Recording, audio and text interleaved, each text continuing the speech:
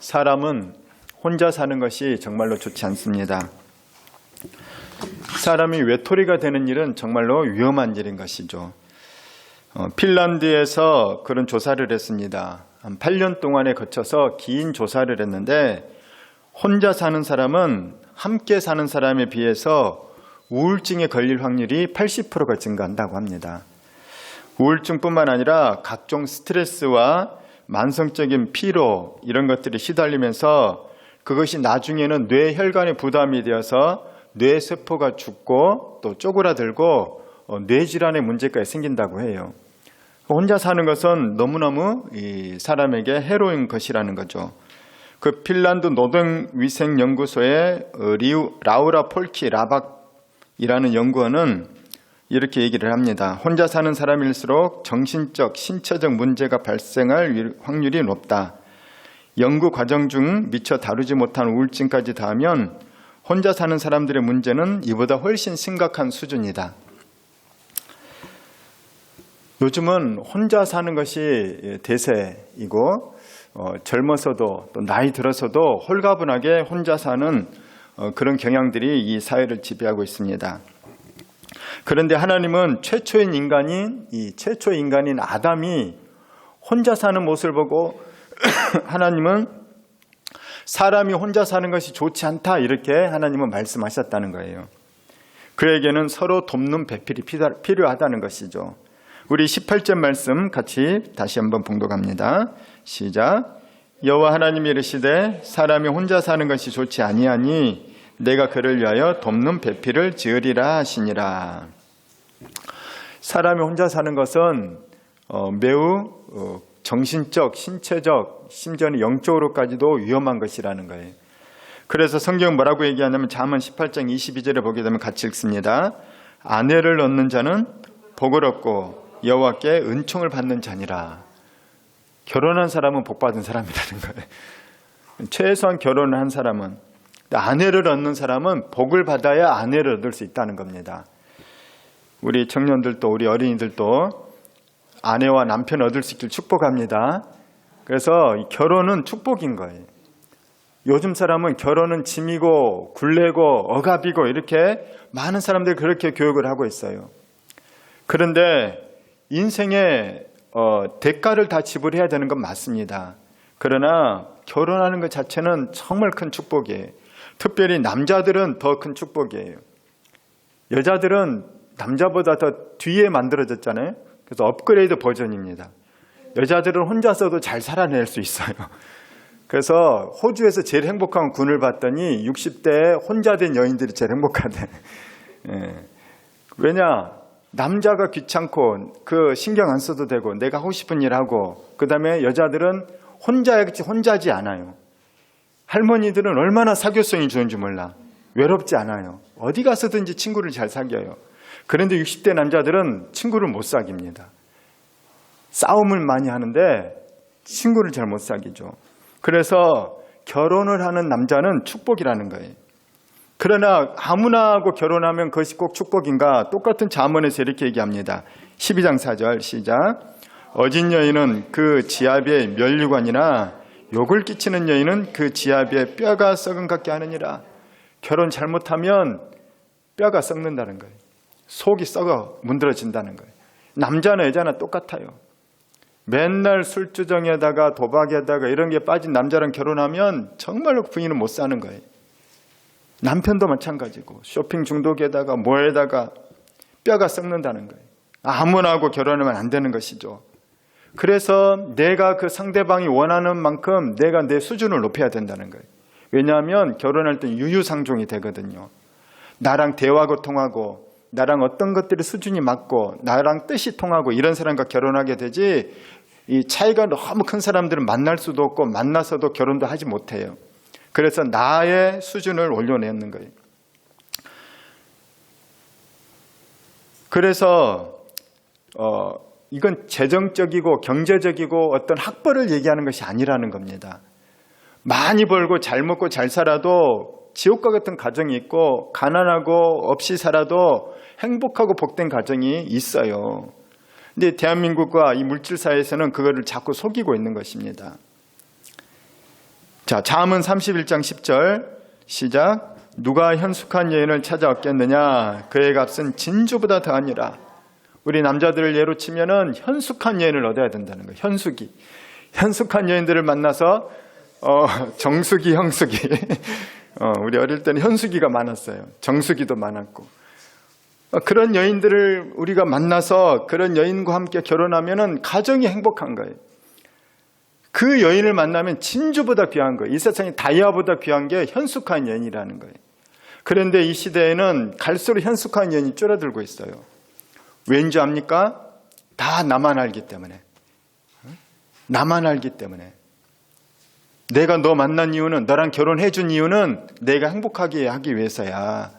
그런데 해외여행도 같이 못 가게 하고, 나한테 명품 백도 안 사주고, 우리 집 아파트도 32평 이상 사줘야지, 해줘야지, 이것도 안 해주고, 늘 불평불만하고, 나 혼자 독박 육아냐. 그래서 늘 불평불만 사면은 그 가정은 항상 문제 생기고 비난하고 그 다음에 균열이 생기고 나중에는 갈라지게 되는 거예요.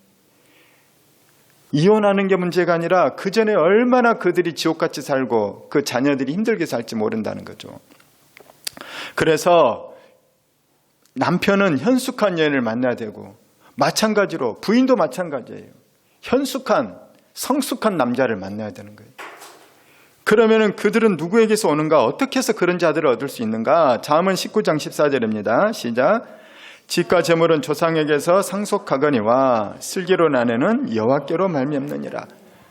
우리 부모님이 할아버지가 부자면은 그 재산을 상속받아서 내가 그것을 혜택을 누립니다. 부모 잘 만나면 그런 재산을 유익을 얻는 거죠. 그런데 좋은 배우자, 좋은 남편, 좋은 부인은 하나님께로 온다는 거예요. 이 말은 무슨 말이냐면 기도하라는 거예요. 기도. 그래서 여러분이 우리 청년들은 특별히 기도해야 돼요. 배우자를 위해서 기도해야 되는 거예요. 우리 자녀들도 기도해야 돼요. 우리 부모들도 기도해야 돼요.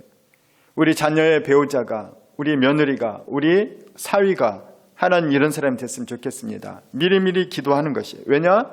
그런 배우자들은, 그런 사람들은 여호와께로부터 오는 거기 때문에. 제가 이 목회자들 모임에 가게 되면은 참 목사님들이 자랑을 많이 해요. 자랑을. 근데 안 친하면 자랑 안 하는데 친해지면 그때서 이제 자랑을 해요. 이제 자랑하기 민망하니까.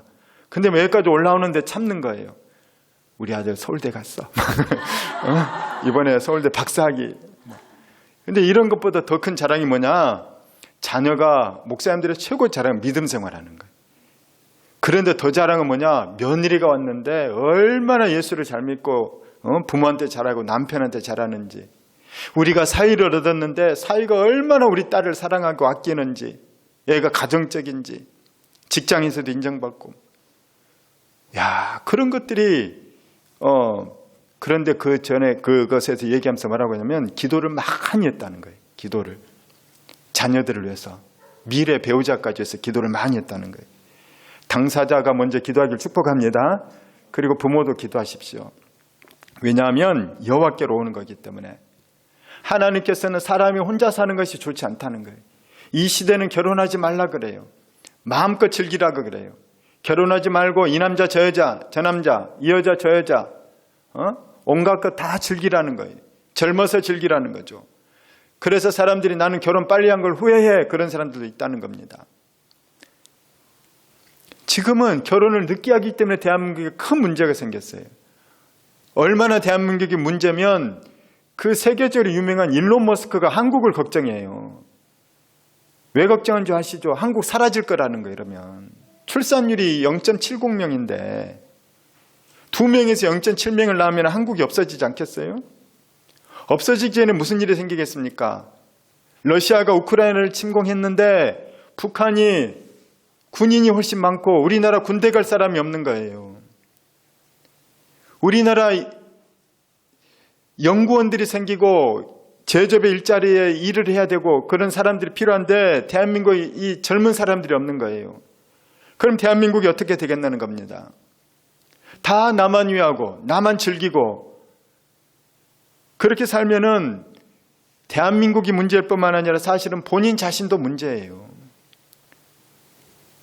인간은 우리 한자 한번 보십시오. 사람인의 사이가 아니에요. 인간이란 뭔가 사람 사이에서 살아가는 것이 인간인 거예요. 사람 사이에서 다듬어지는 것이 인간인 거예요. 사람 사이에서 성숙해가는 것이 인간이라는 거예요. 나는 누구랑 부딪히는 게 너무 싫어. 그래서 나는 친해지고 싶지 않아. 그거는 내가 인간으로서 성숙하는 걸 포기하는 겁니다.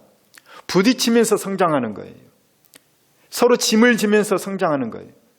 부부가 왜 성장하는지 부부싸움 하면서 성장하는 겁니다. 내 모난 면이 누구한테 깎이느냐? 내 아내한테, 내 남편한테 깎이는 거예요. 왜냐? 밖에서는 내 모난 면이 드러나지 않거든요. 내 단점들을 잘 감출 수 있어요. 그런데 부부 사이에는 이것을 감출 수가 없다는 거예요. 24시간 자는 모습, 코 고는 모습, 밥 먹는 모습, 씻는 거 안 씻는 거, 양말 던져버리는 거, 부부 사이는 다 아는 거예요. 그래서 서로 잔소리를 하고 조언을 하고 충고를 하고, 그러다가 안 들으니까 한판 붙고, 그러면서 이러면 내 아내가 힘들어하는구나, 이러면 내 남편이 힘들어하는구나, 내 남편이 힘든 건 둘째치고 저러니까 내가 더 힘드네, 고치고 말지. 그러면서 그 안 고쳐진다는 인간이 고쳐지는 거예요. 할렐루야. 그러면서 인간들은 서로가 서로를 성숙시키는 거예요.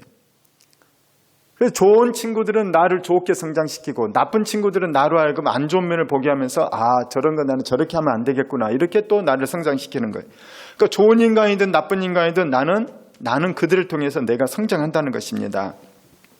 우리의 유명한 인도의 그 전도자이자 성자인 선다싱이라는 사람이 있습니다. 선다싱의 유명한 일화가 있죠. 그 인도의 북부는 히말라야예요. 고원지대죠. 그 어느 눈보라가 치는 날 선다싱이 자기 동역자와 함께 그 산을 넘게 됐어요. 오지로 가서 복음을 전하고 사람들을 돌보는 일을 하는데 자기 동역자와 함께 가요. 가는 길에 그 길에 어떤 노인이 쓰러져 있는 겁니다. 선다싱은 성자잖아요. 성자. 너무 불쌍한 거예요. 그래서 그 사람 함께 부축해 가자고 자기 함께 간 사람을 얘기했어요. 그랬더니 나도 지금 힘들어 죽겠는데 저 사람까지 데려가면 우리 셋 다 죽는다. 안 된다. 나라도 살아야 된다. 그러면서 먼저 출발해버리는 거예요. 선다싱이 그 힘든 몸을 이끌고 그 노인을 업고 가는 거예요. 너무너무 힘들어요. 혼자 가는 것도 힘든 산길을 업고 갔으니 얼마나 힘들었겠어요. 온몸이 땀이 삐질삐질 나요. 그런데 어느 날 길을 계속 가다 보니까 저 앞에 한 사람이 쓰러져 있어요. 눈에 덮여 있습니다. 가보니까 얼어 죽어 있어요. 자기 동역자였어요. 선다싱은 그 무거운 노인을 업고 아직도 숨이 붙어있는 노인을 살리려고 온 힘을 다해서 그 산을 넘었더니 그는 선다싱은 살았고 혼자 살겠다고 갔던 그 동역자는 죽고 말았다는 거예요. 어느 날 선다싱에게 기자가 물어봤어요. 인생에서 가장 위험한 때가 언제입니까? 사람이 인생에서 제일 위험할 때가 언제입니까? 라고 질문했을 때 선다싱이 이렇게 대답했다고 합니다. 내가 지고 가야 할 짐이 없을 때가 인생에서 가장 위험한 때입니다. 우리는 짐이 없는 게 행복하다고 생각해요. 그런데 짐이 있을 때가 나를 살리는 때예요. 나를 깨어있게 하는 때예요. 아빠는 가장에 짐이 있을 때 힘을 내는 거예요. 엄마는 자녀들을 보면서 힘을 내는 거예요. 자녀들은 수고하는 부모님들을 보면서 내가 이러면 안 되지. 응? 게임 한 판 더 하고 싶지만 스톱. 우리 엄마가 아빠가 얼마나 고생하시는데 내 이러면 안 되지.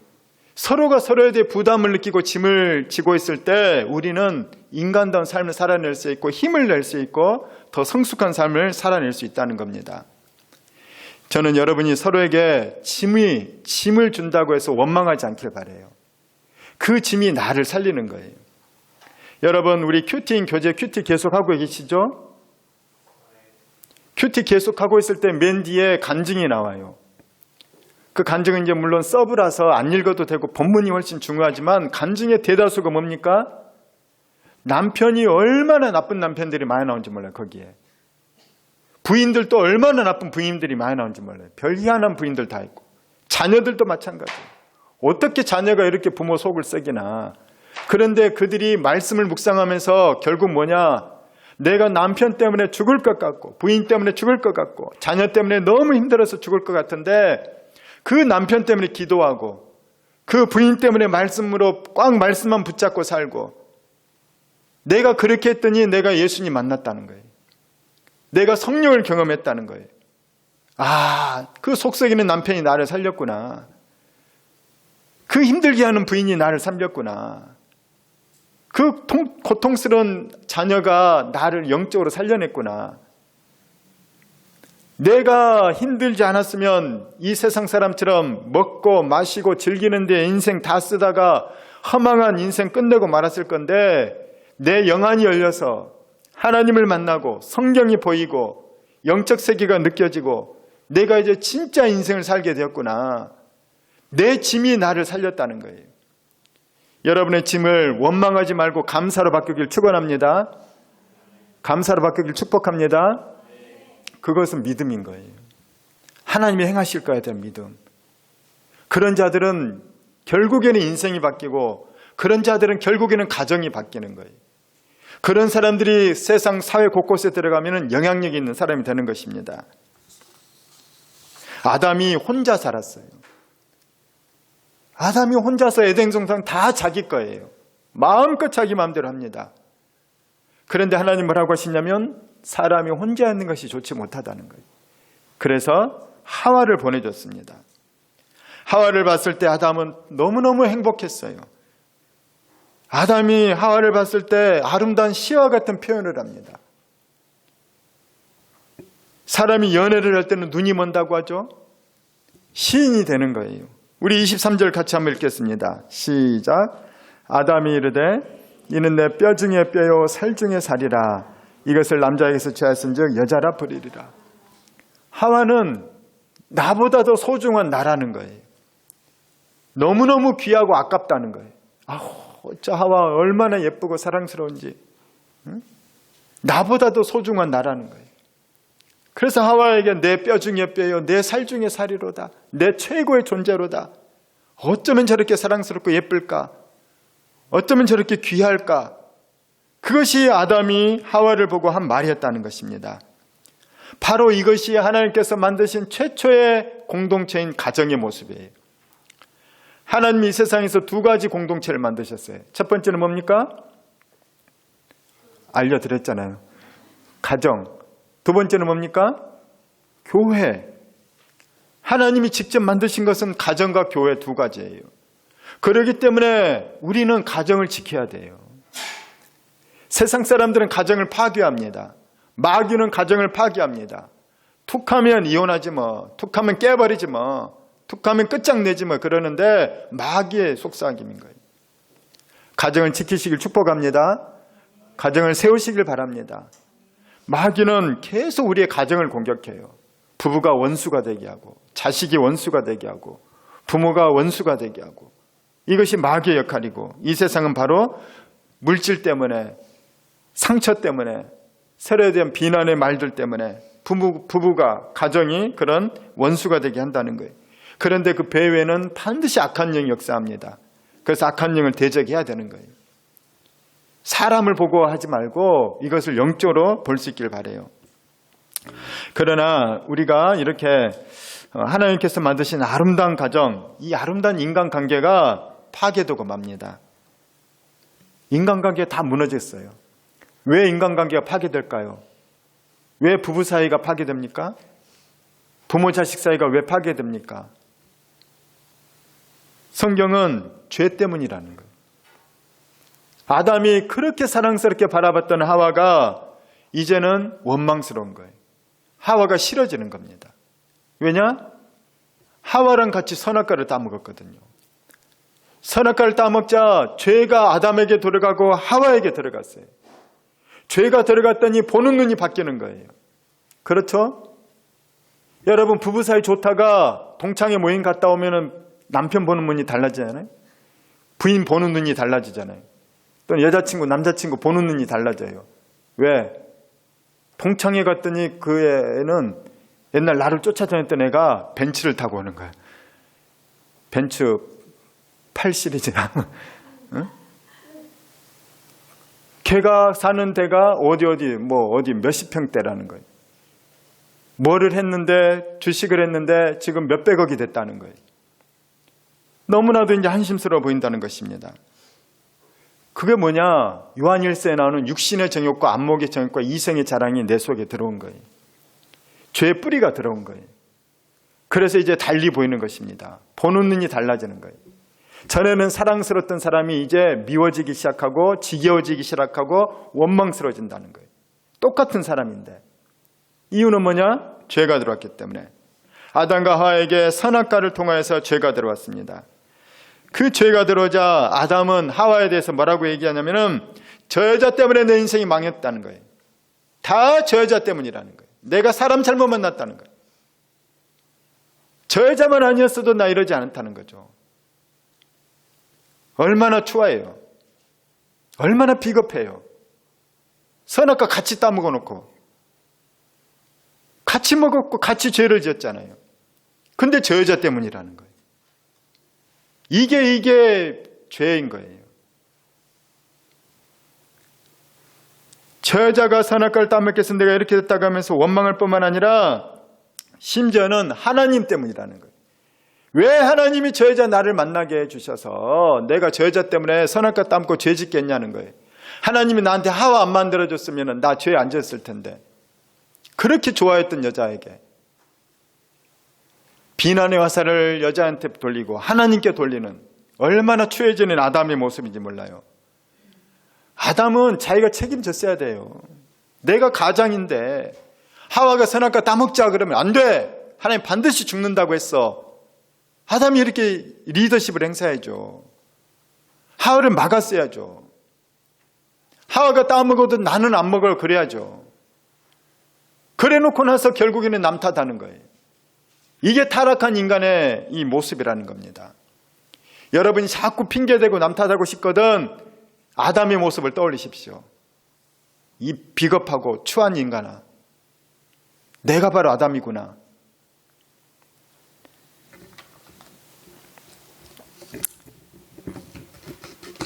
선악과를 따먹은 그들은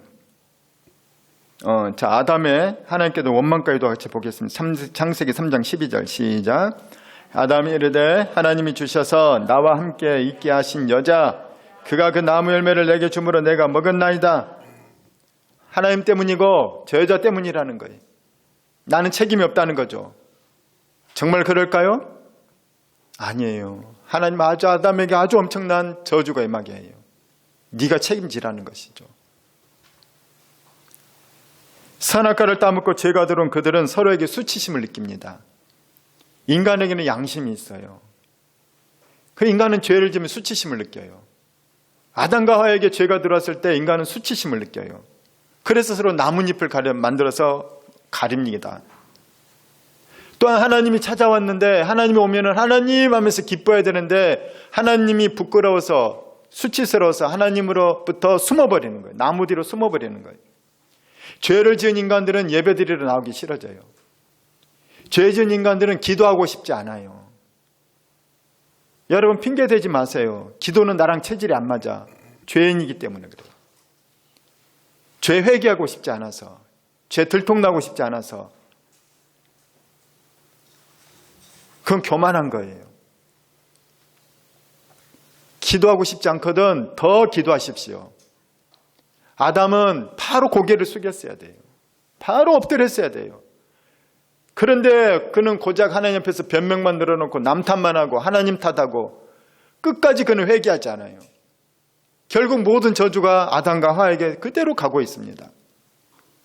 죄를 지을 수는 있는데 인간이기 때문에 죄 짓자마자 회개하기를 축원합니다. 회개는 하나님의 은혜의 통로인 거예요. 하나님의 축복의 통로예요. 얼마나 귀한지 몰라요. 잘못을 저질렀는데 하나님이 회개만 하면 용서해 주는 게 얼마나 좋은 거냐는 거예요. 이게 회개는 우리를 괴롭힌 게 아니에요. 우리를 가볍게 하는 거예요. 우리를 행복하게 하는 거예요. 회개하는 자가 가벼워지고 의와 평강과 희락이 그에게 임하는 것입니다. 회개를 많이 하길 축원합니다. 이 아담과 하와는 그런데 그들은 서로 남 탓만 해요. 뱀은 여자는 뱀 탓이다. 누구 탓이다. 자기는 죄가 없고 잘못이 없다는 거예요. 여러분, 가정이 왜 문제가 생깁니까? 나는 잘못이 없는데 당신 때문이라는 거예요. 당신 때문에 그렇다는 거예요. 그러면 어디 수긍을 합니까? 당신은 뭐 잘한 게 있냐 이러는 거죠. 이게 인간의 모습인 거예요. 정말 뉴스를 보면 끔찍한 얘기들이 많아요. 어떤 우리 그 수도권의 어떤 아파트에 부부싸움이 일어났어요. 남편이, 부인이 연속극을 보고 있는데 남편이 야, 스포츠 뉴스 봐야 돼, 채널 돌려 그랬더니 부인이 안 돼, 나 이거 연속극 봐야 돼, 좀 중요해 막 그랬더니 남편이 먹던 부침개를 부인에게 던져버렸대, 얼굴에다. 부인이 너무 화가 나가지고 아파트에서 뛰어내려 버렸대. 이게 파괴된 가정인 거예요. 둘 다 보통이 아니죠. 얼마나 현대인들이 분노가 많은지 몰라요. 여러분, 그렇게 살면 행복할까요? 정신도 육체도 행복하지 않아요. 하나님이 원하시는 모습이 아닙니다. 이렇게 죄는 우리의 가정을 무너뜨려요. 우리의 인간성을 무너뜨려요. 죄는 사람과 사람의 관계도 무너뜨릴 뿐만 아니라 죄는 하나님과 사람 관계도 무너뜨립니다. 때문에 우리는 이 죄에 대해서 심각하게 여기고 죄 문제를 반드시 해결해야 되는 거예요. 그 죄 문제를 해결해 주신 바로 예수 그리스도입니다. 우리가 죄가 생각날 때마다, 깨달아질 때마다 다시 예수님의 십자가 앞에 엎드릴 수 있길 주의 이름으로 축원합니다. 십자가는 우리의 모든 죄를 다 감당하는 것이에요. 우리의 모든 흉악한 죄들, 추악한 죄들, 비겁한 것들까지도 예수님의 십자가는 다 감당하는 엄청난 능력이 있어요. 그래서 우리는 오직 십자가 하면서 주님 앞에 엎드리는 것이에요. 주님께서는 우리에게 또한 말씀을 주셨어요. 너희에게 옛사람의 모습으로 살아내지 말라는 거예요. 타락한 가정의 모습으로 살지 말라는 것입니다. 예수님이 이 땅에 오셔서 새로운 하나님의 나라를 펼치셨어요. 가족관계도 새로운 가족관계를 만드셨다는 거예요. 자, 마가복음 3장 35절입니다. 시작. 누구든지 하나님의 뜻대로 행하는 자가 내 형제요 자매요 어머니니라. 예수님께 예수님의 형제들과 어머니가 찾아온 거예요. 그랬더니 제자들이 예수님이 형제들과 어머니가 오셨어요. 그랬더니 예수님이 내가 여태 가정에 대해서 새롭게 가르침을 줘야 되겠다, 이걸 계기로 말씀을 주십니다. 누가 내 형제요 자매냐? 하나님의 뜻대로 행하는 자가 진정한 형제요 자매라는 거예요. 이 말은 무슨 말일까요? 천국에서의 모습인 겁니다. 천국에는 아쉽지만 여러분들 가족이 한 집에 살지 않아요. 각자 자기 집이 있어요. 그런데 친하면 내 집처럼 드나들기는 하겠죠. 그런데 다 남처럼 사는 게 아니라 천국은 모든 사람이 내 가족이에요. 다 내 가족인 거예요.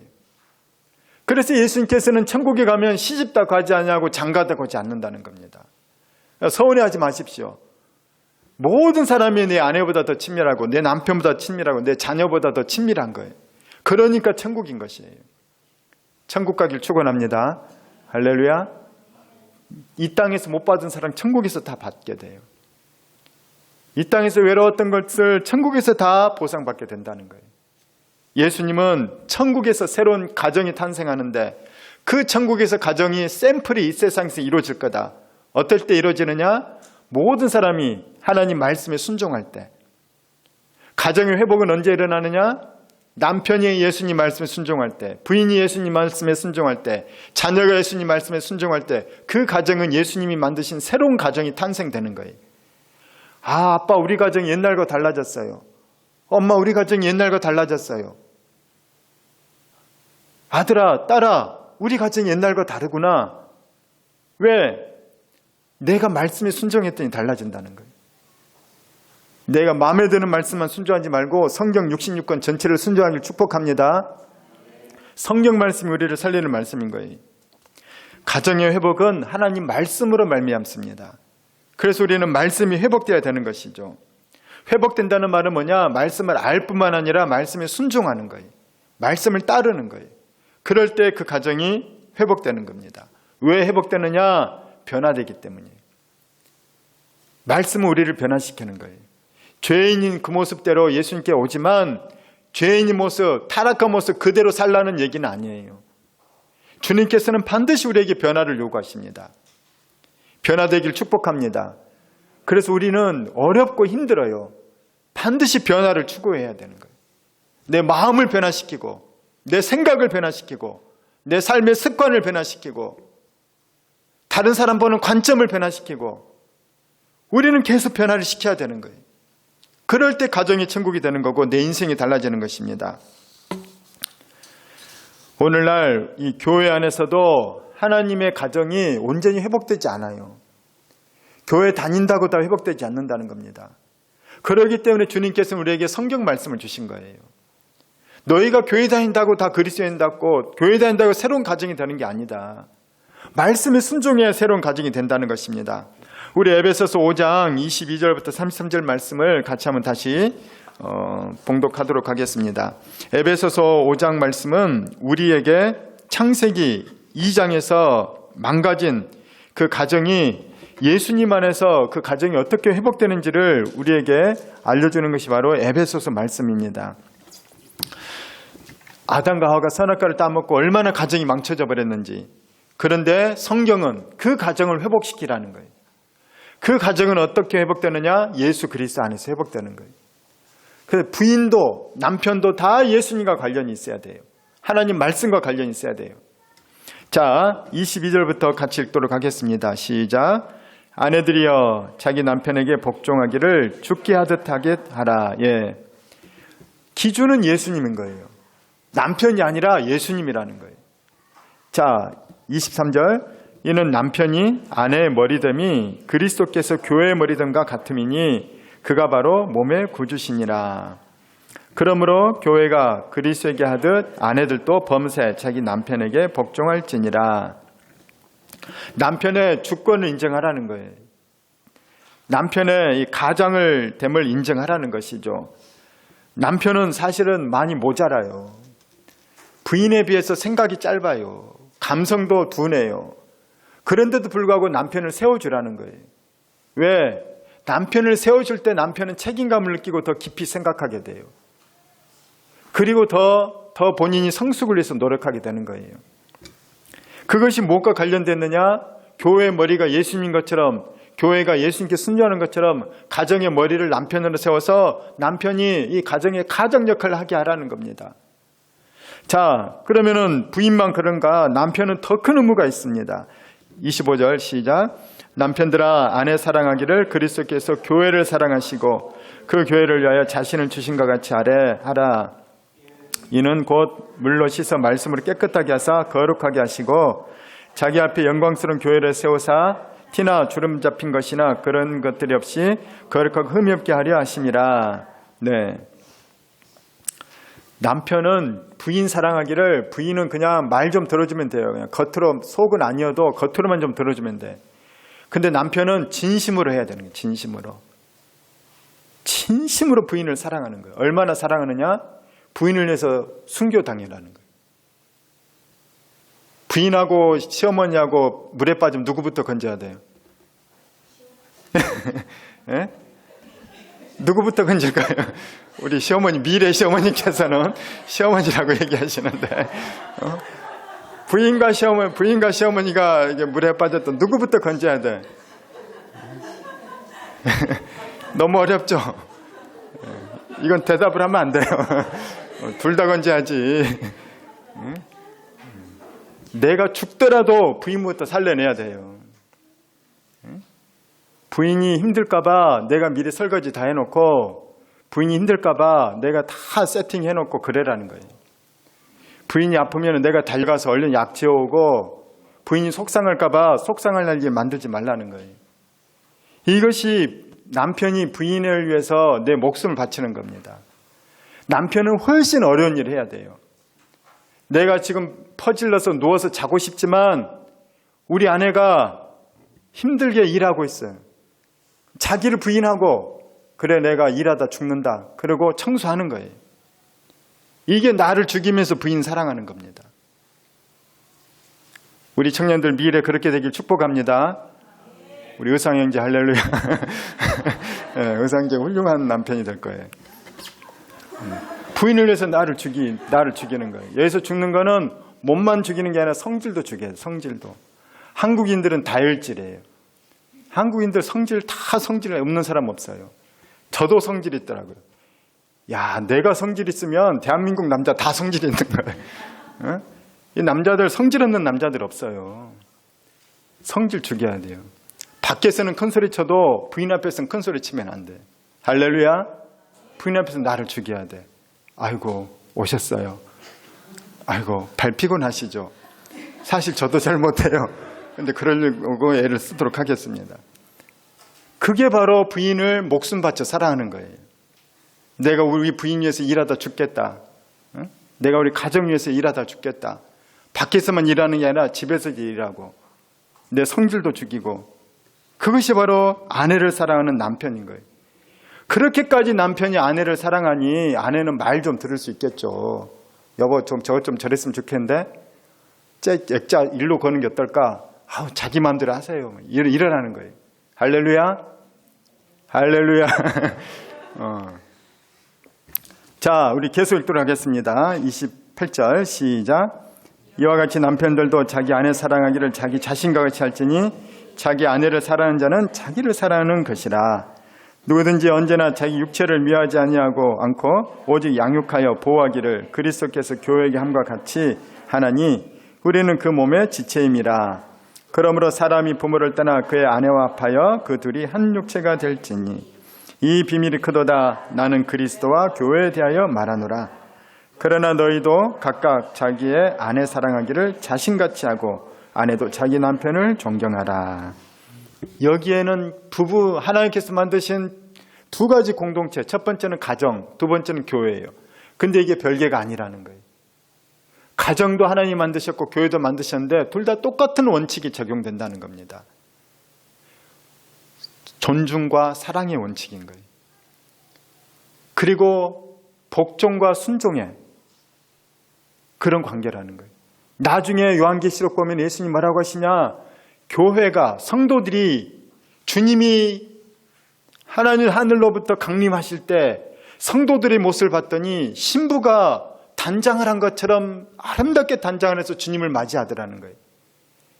마지막 때 결혼식이 열린다는 거예요. 교회와 예수님의 결혼식. 이 세상에서 제일 행복한 의식이 바로 결혼식이거든요. 그렇게 서로 사랑한다는 거예요. 내 뼈 중에 뼈, 살 중에 살이로다. 하나님 우리를 보면서 그렇게 사랑한다는 거예요. 우리는 그래서 거룩한 신부로 다 준비된다는 거예요. 가정은 그렇게 소중해요.